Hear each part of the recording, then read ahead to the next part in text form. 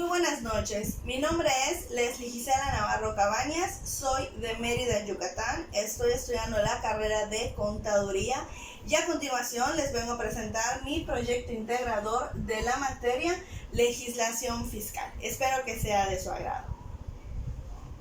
Bueno, como primer punto nos piden ¿qué es el Tribunal Federal de Justicia? ¿Qué es el Tribunal Federal de Justicia Fiscal y Administrativa? Muy bien, vamos a empezar con un poquito de historia respecto al tribunal, ¿verdad? Este se creó el 31 de diciembre del 2000. El Tribunal Federal de Justicia realizó un cambio importante en su nombre. Se designó como Tribunal Federal de Justicia Fiscal y Administrativa, además de que fue ampliada su competencia. El Tribunal Federal de Justicia Fiscal y Administrativa es un juzgado que discute y administra con plena autonomía los dictados de fallos. Además, es el que asume la dirección de las controversias entre la administración pública federal y los particulares. ¿Ok? Más adelante, conforme vayamos explicando, nos vamos a dar cuenta que pues es este conflicto que hay, ¿verdad?, entre el SAT, que es el Servicio de Administración Tributaria, contra los contribuyentes. Muy bien, nos dice, esta institución fue creada un 27 de agosto de 1936. Entonces, el 31 de diciembre del 2000, ¿verdad?, cambia su nombre, es un cambio importante en su nombre, pero fue creada el 27 de agosto de 1936 por medio de la Ley de Justicia Fiscal, que fue promulgada por el presidente Lázaro Cárdenas como parte del Tribunal Administrativo. Con ello buscaba establecer cierta autonomía en la emisión de los fallos, siempre con el fin de conservar el principio de la división de los poderes de la República.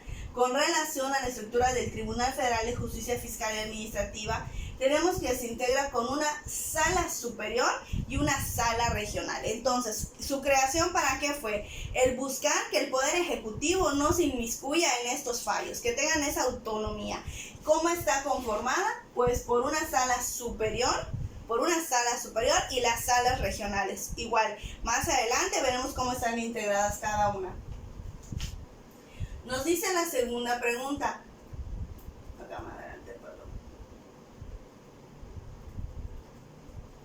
Nos dice la segunda pregunta.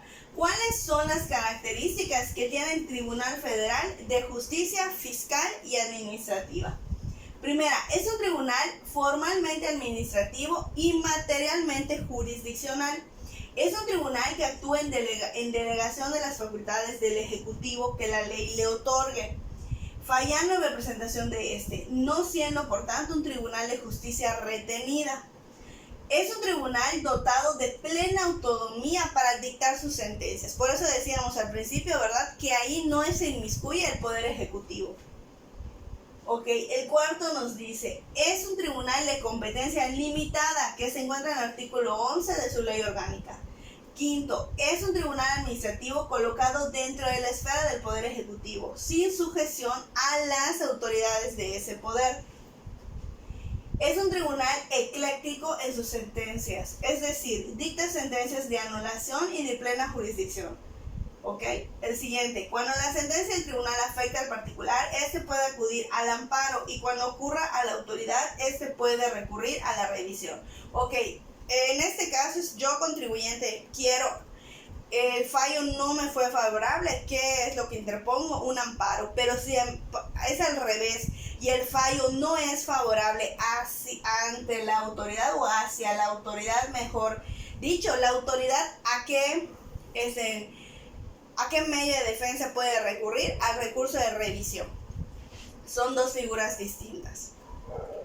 Dice, en ambos casos se harán ante el Tribunal Colegiado de Circuito, que corresponda a la demarcación de la sala respectiva. Y por último, su presupuesto anual lo recibe de la Secretaría de Hacienda. Ojo, entonces, como que característica importante es que es autónomo, que no tratamos de que no se inmiscuye para nada el Poder Ejecutivo. ¿Y quién le da el presupuesto? La Secretaría de Hacienda. Otro dato importante que pudimos ver, si el fallo es desfavorable para el contribuyente utiliza el amparo.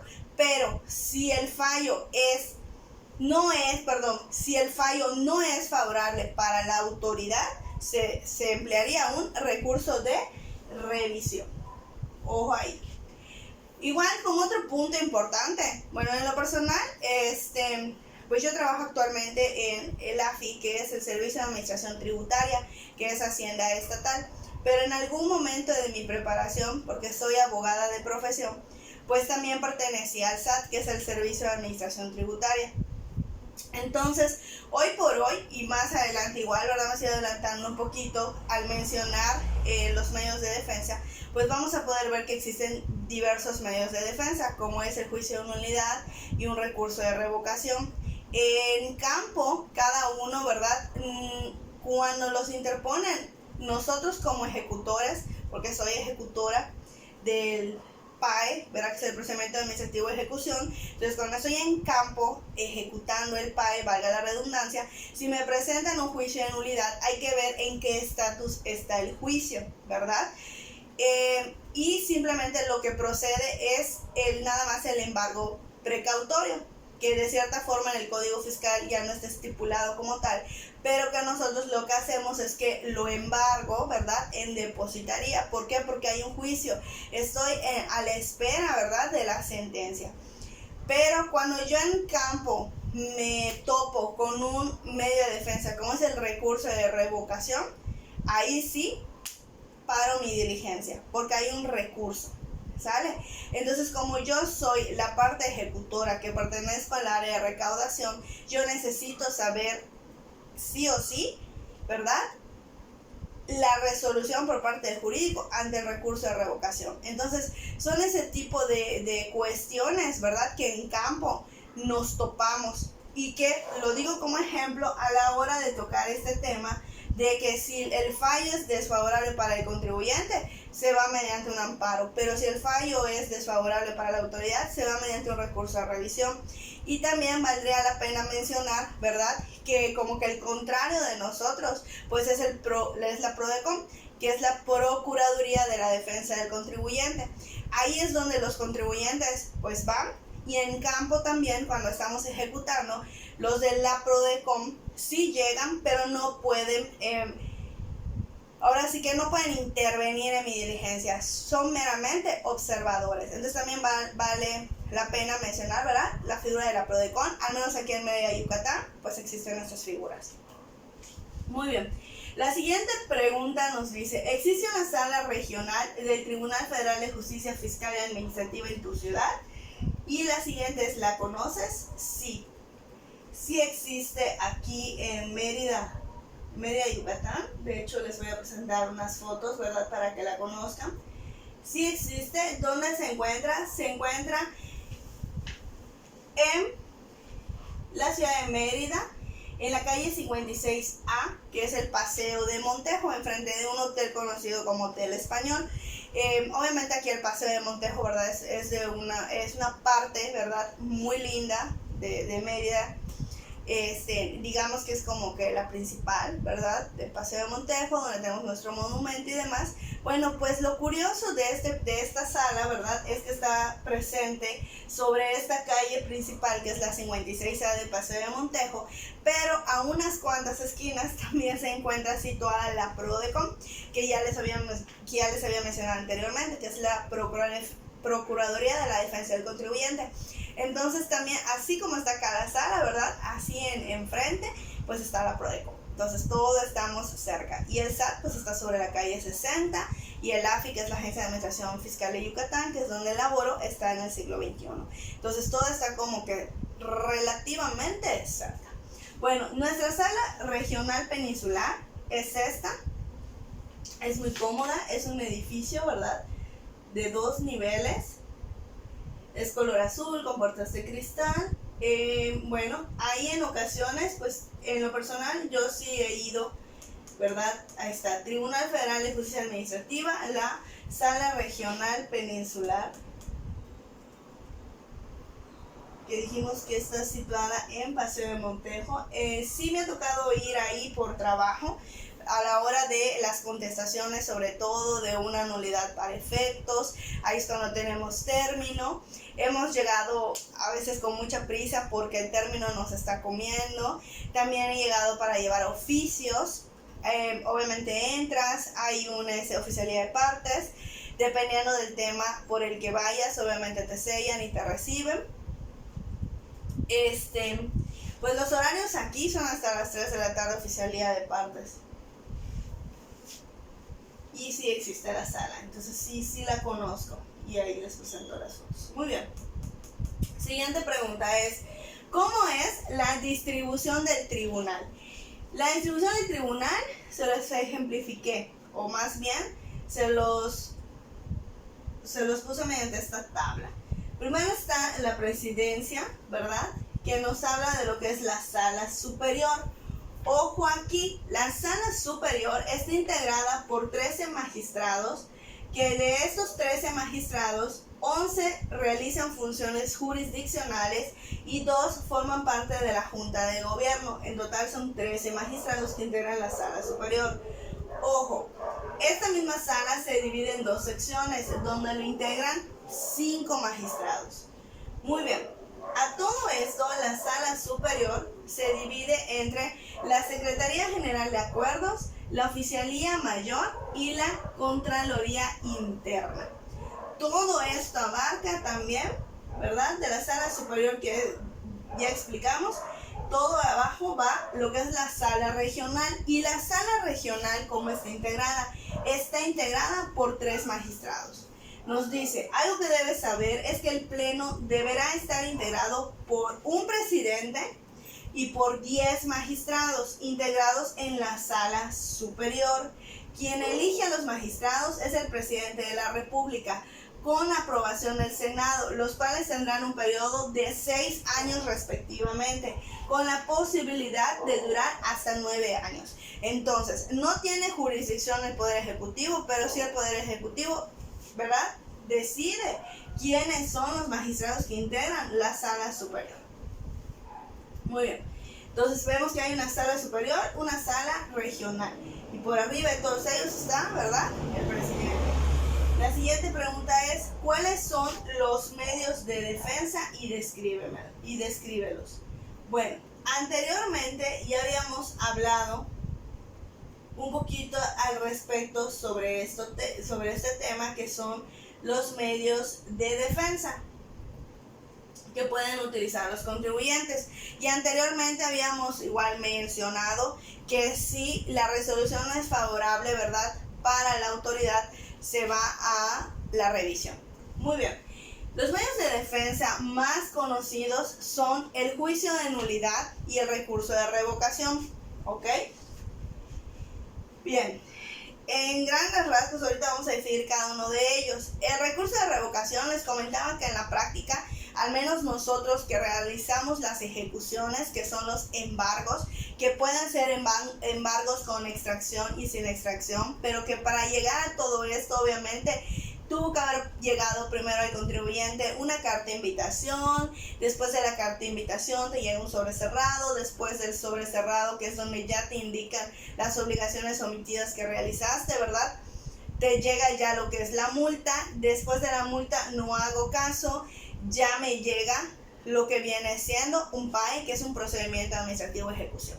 Entonces, cuando ya llegamos al PAE, después de todo lo que ya les describí, obviamente se deja un citatorio a cualquier persona, en dado caso que no se encuentre representante legal. Supongamos este representante legal, de una vez le requiero el pago, ¿verdad?, del crédito fiscal. Me dice no tengo, procedo a un embargo. Si no tiene un medio de defensa, se le embarga con la extracción.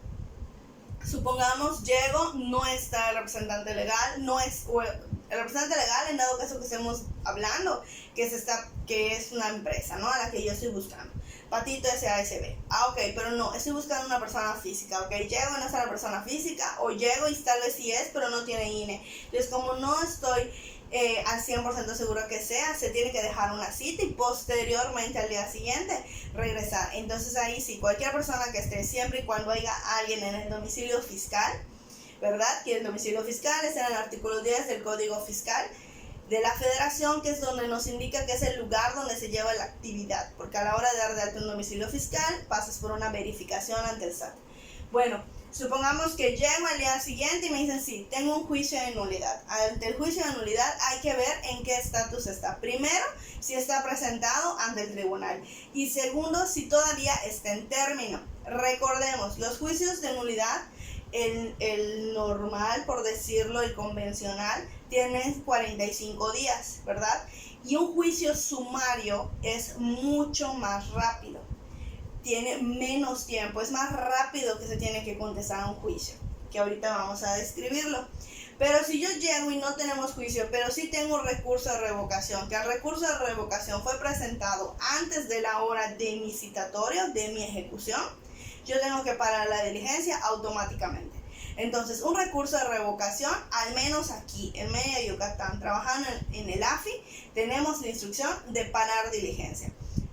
En juicios, no, es hablar, cerciorarnos el estatus en el que se encuentre dicho juicio, y lo más que se puede hacer es el embargo sin extracción, ¿vale?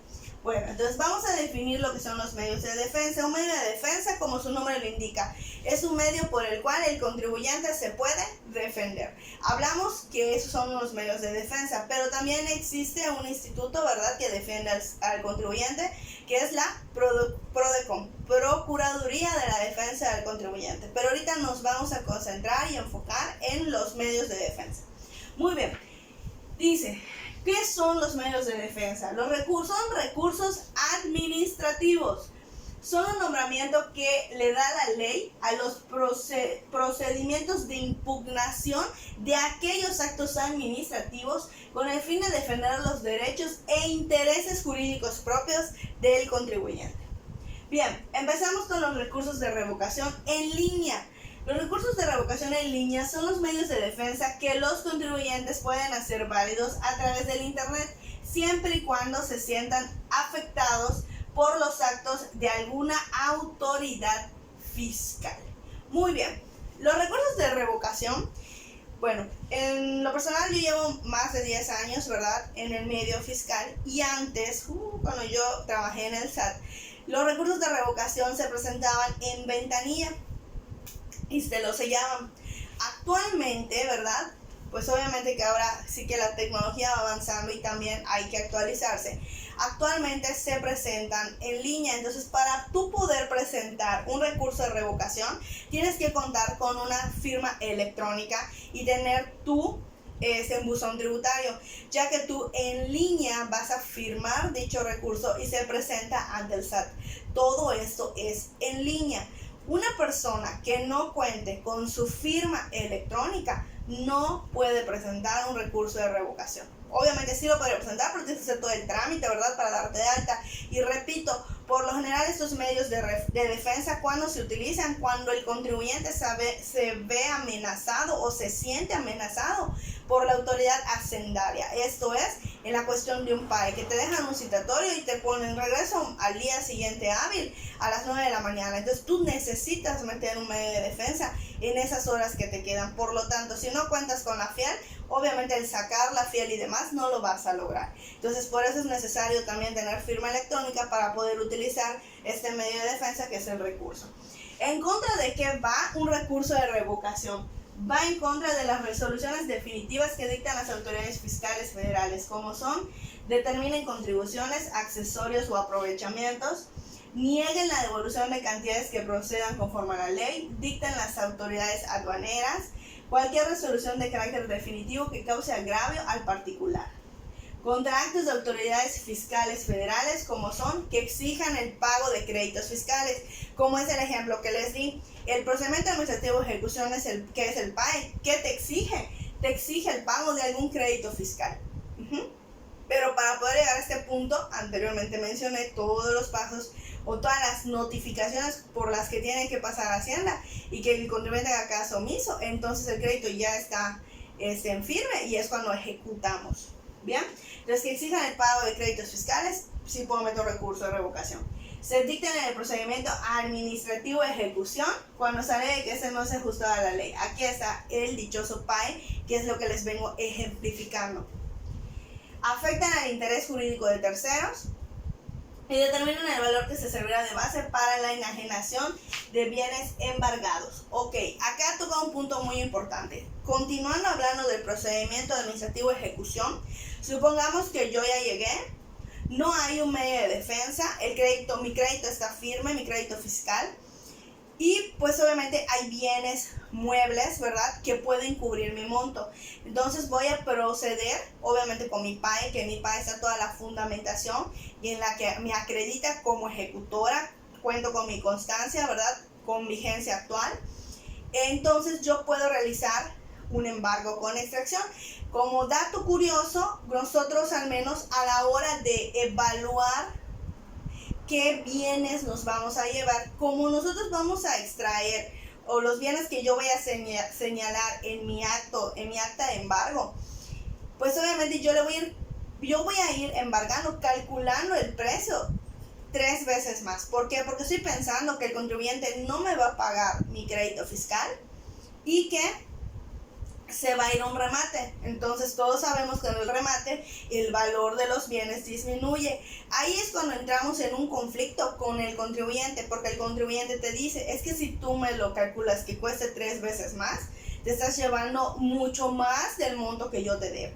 Entonces nosotros como autoridad o como ejecutores durante la diligencia hay que explicarle al contribuyente eso, de que nosotros vamos a señalar, como no soy perito evaluador, ¿verdad?, que eso va posteriormente. Pues obviamente yo tengo que calcular y nosotros tenemos la instrucción de calcular 3 veces más. Por ejemplo, si una tele yo sé que cuesta 3,000 pesos, ok, yo tengo que agarrar tal vez, si hay 3 teles de 32 pulgadas, bueno, no sé, cuesta normalmente 3,000 pesos.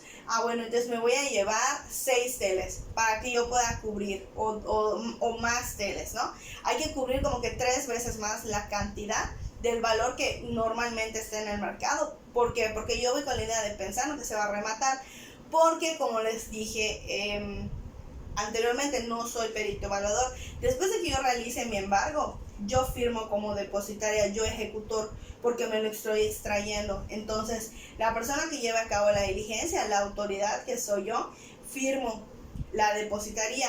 Distinto fuera que yo embargo en depositaría y dejo los bienes, el que firma es la persona que se va a quedar como depositario, que va a resguardar esos bienes hasta que el juicio, ¿verdad?, se llegue a su sentencia o se dicte la resolución.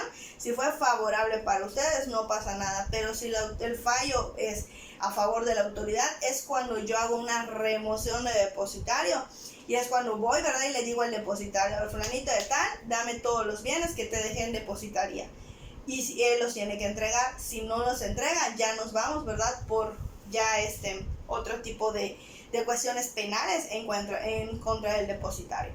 Y así nos pasaríamos explicando muchos ejemplos, ¿verdad? Es muy interesante todo este proceso. Bueno, continuamos. Estos son los recursos de revocación. Ahora, cuando voy a meter o voy a utilizar un medio de defensa, como es un juicio de nulidad, que es la demanda. La demanda ocurre cuando una anulación sobre un hecho que se ha presentado. Será presentada por escrito la demanda, enviada directamente a la sala regional dentro de los primeros 45 días siguientes. A la hora de checar los expedientes, ¿en qué nos fijamos para que la demanda proceda? Que cuando el crédito fiscal ya esté firme, ya está notificado, a partir del día hábil siguiente que se notifique, tengo 45 días para interponer la demanda. Si ya me pasé de esos 45 días, al menos la demanda ya no se puede utilizar.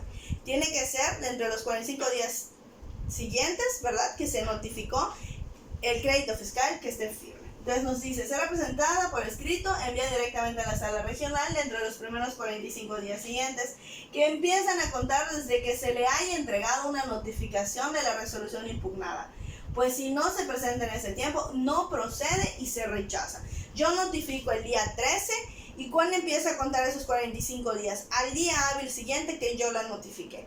O sea, si la notifiqué el 13, a partir del 14 yo empiezo a contar 45 días hábiles. ¿ok? Ahí es cuando nosotros lo que hacemos es que tenemos calendarios y dependiendo del año vamos contando los 45 días. No se cuentan sábado y domingo. Si se cruzaron un día inhábil, tampoco se cuenta. Entonces cuando cuentas 45 días y tú sabes si sí está presentada en tiempo y forma la demanda y si se puede presentar. Porque si ya te pasaste de los 45 días, al menos la demanda ya no la puedes presentar. Bien, me dice... Otra de las condiciones que debes tomar en cuenta es que debe estar firmada por los actores, de lo contrario se omitirá y no será presentada. Puede darse el caso que en vez de firmar sea una huella digital de las mismas partes.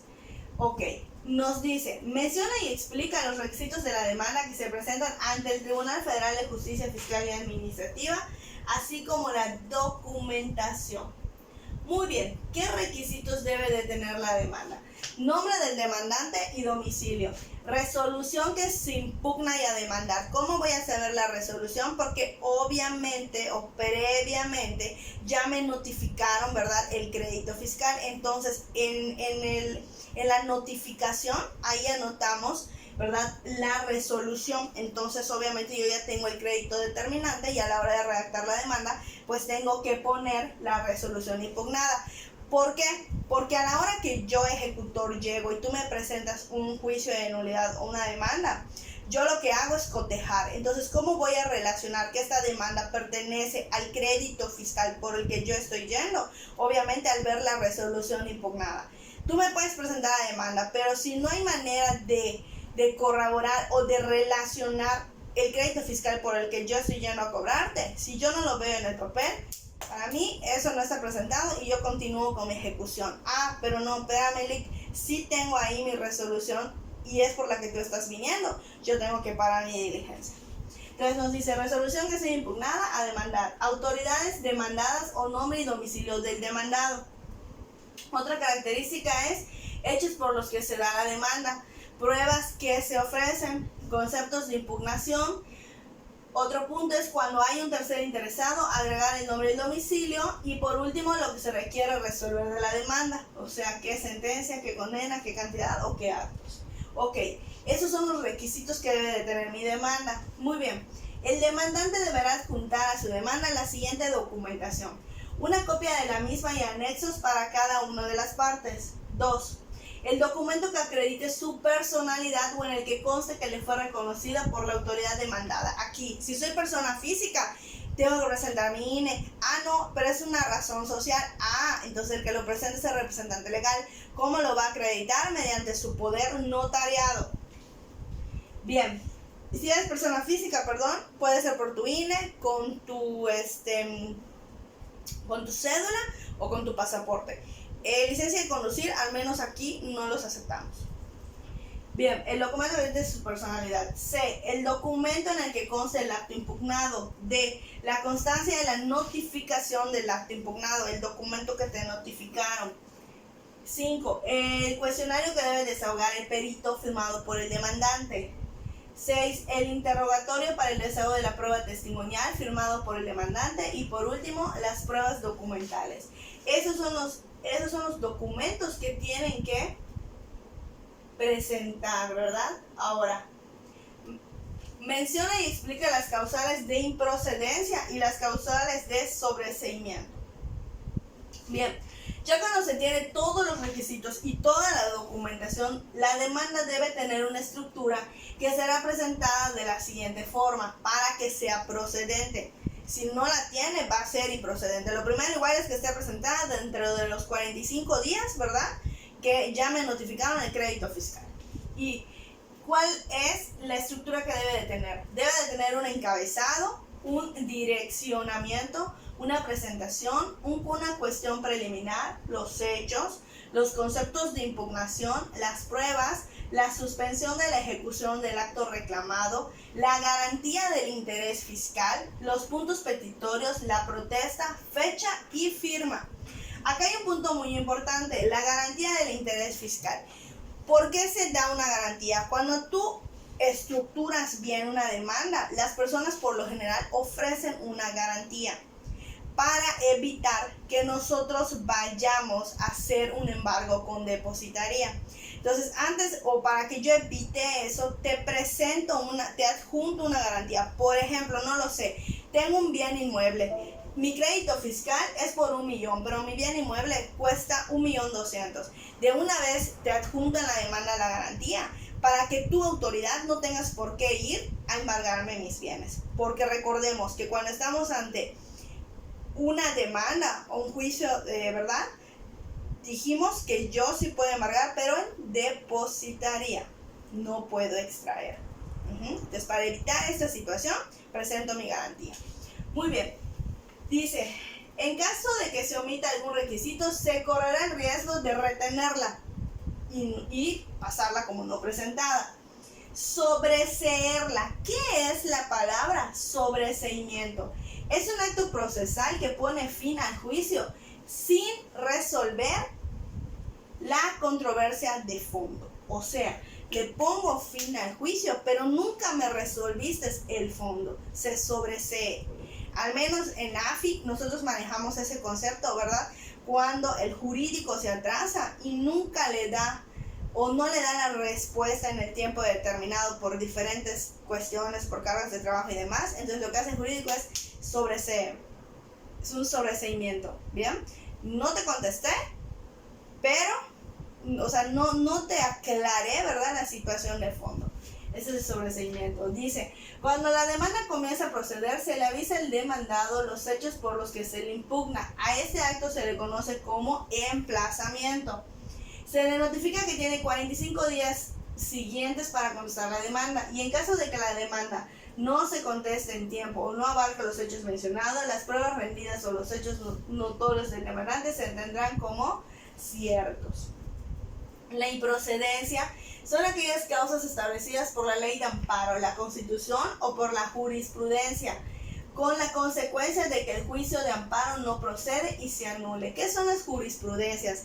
Las jurisprudencias son una serie de resoluciones, ¿verdad?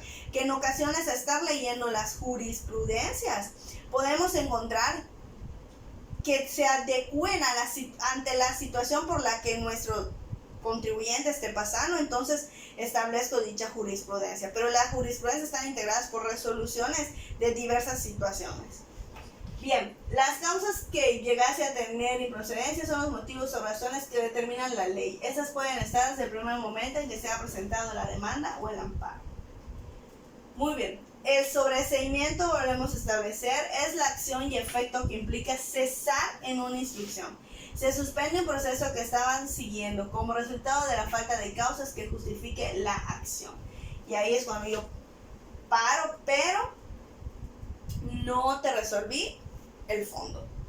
Bien, por último nos dice, menciona y explica las diferencias del juicio sumario y de un juicio en línea. Un juicio en línea es un juicio, por decirlo de alguna manera coloquial, es el normal, ¿vaya? En cambio, un juicio sumario es rapidez. Tenemos que estar muy pendientes. Como autoridad, al menos en el SAT, cuando veamos que era un juicio sumario es, ojo ahí, alerta roja, porque tenemos menos tiempo para resolverlo.